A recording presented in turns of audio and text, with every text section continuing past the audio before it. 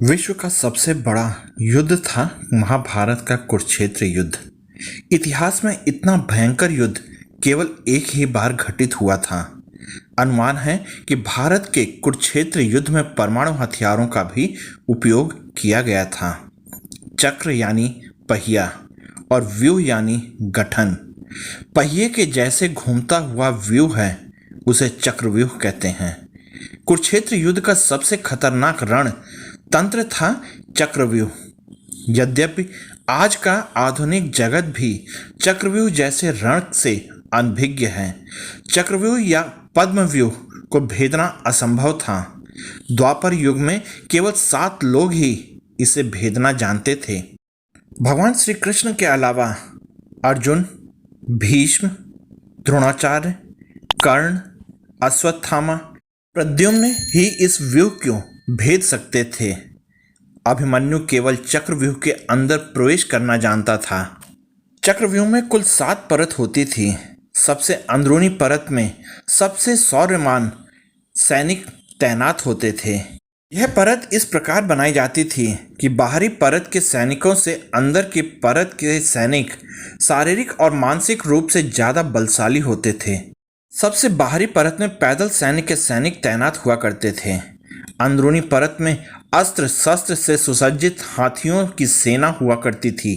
चक्रव्यूह की रचना एक भूल भुलैया के जैसी होती थी, जिसमें एक बार शत्रु फंस गया तो घनचक्कर बनकर रह जाता था। चक्रव्यूह में हर परत की सेना घड़ी के कांटे के जैसी हर पल घूमा करती रहती थी। इससे व्यूह के अंदर प्रवेश करने वाला व्यक्ति अंदर ही खो जाता और बाहर जाने का रास्ता भूल जाता था। महाभारत में व्यूह की रचना गुरु द्रोणाचार्य ही करते थे। चक्रव्यूह को युग का सबसे सर्वश्रेष्ठ सैन्य दलदल माना जाता था।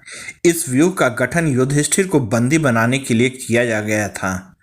माना जाता है कि 48 गुने 128 किलोमीटर के क्षेत्रफल में कुरुक्षेत्र नामक जगह पर युद्ध हुआ था, जिसमें भाग लेने वाले सैनिकों की संख्या 1.8 मिलियन थी।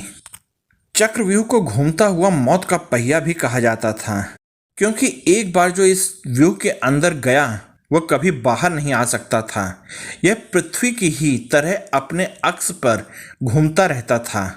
साथ ही साथ हर परत भी परिक्रमा करती हुई घूमती थी। इसी कारण से बाहर जाने का द्वार हर वक्त अलग दिशा में बदल जाता था, जो शत्रु को भ्रमित करता था। अद्भुत और अकल्पनीय युद्ध तंत्र था चक्रव्यूह। आज का आधुनिक जगत भी इतने उलझे हुए और असामान्य रणतंत्र को युद्ध में नहीं अपना सकता है। जरा सोचिए कि सहस्त्र सहस्त्र वर्ष पूर्व चक्रव्यूह जैसे घातक युद्ध तकनीक को अपनाने वाला कितने बुद्धिमान रहे होंगे। चक्रव्यूह ठीक उस आंधी की तरह था जो अपने मार्ग में आने वाले हर चीज को तिनके की तरह उड़ाकर नष्ट कर देता था। इस व्यूह को भेदने की जानकारी केवल 7 लोगों के पास थी। अभिमन्यु व्यूह के भीतर प्रवेश करना जानता था, लेकिन बाहर निकलना नहीं जानता था। इसी कारणवश कौरवों ने छल से अभिमन्यु की हत्या कर दी थी। माना जाता है कि चक्रव्यूह का गठन शत्रु सैन्य को मनोवैज्ञानिक और मानसिक रूप से इतना जर्जर बना देता था कि एक ही पल में हजारों शत्रु सैनिक प्राण त्याग देते थे। कृष्ण, अर्जुन, भीष्म, द्रोणाचार्य, कर्ण, अश्वत्थामा और प्रद्युम्न के अलावा चक्रव्यूह से बाहर निकलने की रणनीति किसी के पास भी नहीं थी।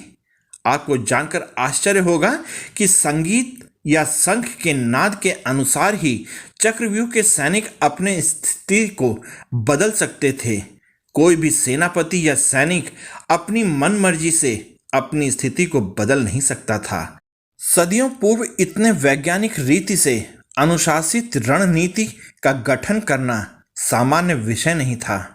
महाभारत के युद्ध में कुल 3 बार चक्रव्यूह का गठन किया गया था, जिनमें से एक में अभिमन्यु की मृत्यु हुई थी। केवल अर्जुन ने कृष्ण की कृपा से चक्रव्यूह को भेदकर जयद्रथ को वध किया था।